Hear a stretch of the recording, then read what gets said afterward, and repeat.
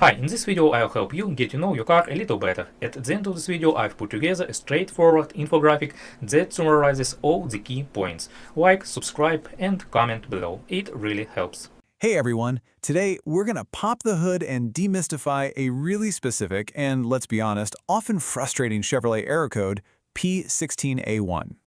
All right, so you've seen it. That dreaded check engine light pops on.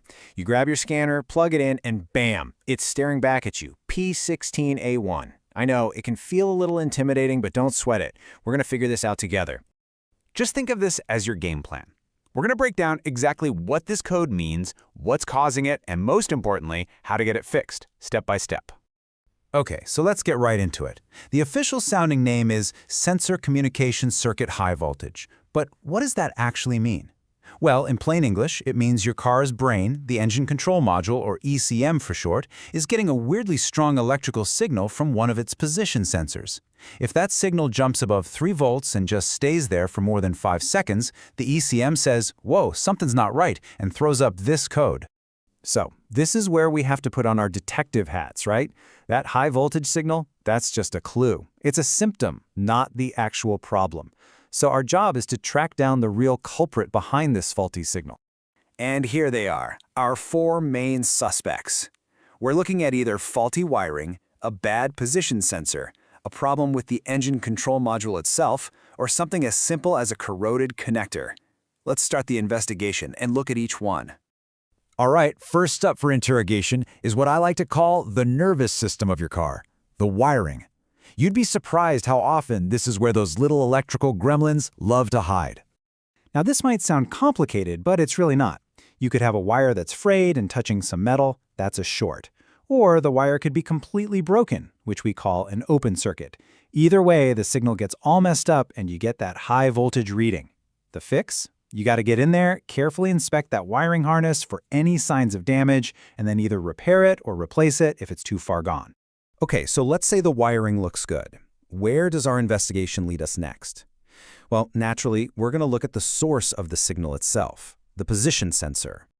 You know, sometimes it's really this simple. The part is just old and worn out. The sensor might have failed inside, or maybe it just has a bad connection right where it plugs in. Either way, it's sending out that bogus high voltage signal. The fix here? Super straightforward. You just replace the sensor. So, we've checked the wiring, we've checked the sensor, but what if they're both doing their jobs perfectly and it's the thing listening to the signal that's got the problem? That brings us to our next suspect, the engine control module. Now, I'll admit this one is less common, but it absolutely happens. The ECM, the car's brain, could just be faulty. It might be getting a perfectly normal signal, but misreading it as being way too high. Think about it. Even if you have good data coming in, a bad computer can still come to the wrong conclusion. And unfortunately, the only real fix here is to replace the ECM. And that brings us to our final suspect. This one is so easy to overlook, but it's such a critical link in the chain.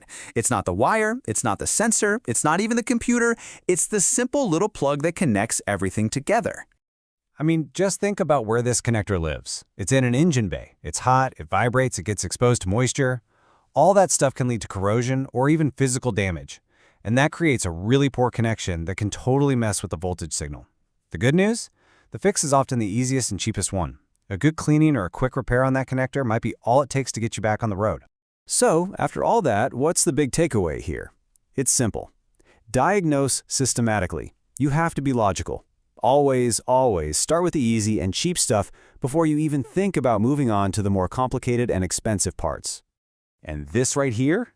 This is your game plan, laid out perfectly. This checklist shows you that systematic approach. You check the connector, then the wiring, before you go shelling out money for a new sensor, and especially before you consider a new ECM.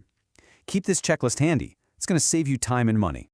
And really, that's what this is all about, isn't it? When you understand what's going on, you have the power. You can diagnose the problem with confidence, make the right fix, and get your car back where it belongs, on the road. So, now you've got this checklist. You're not just staring at some confusing code on a screen anymore, you're looking at a clear path forward. So, the only question left is, you ready to get to work?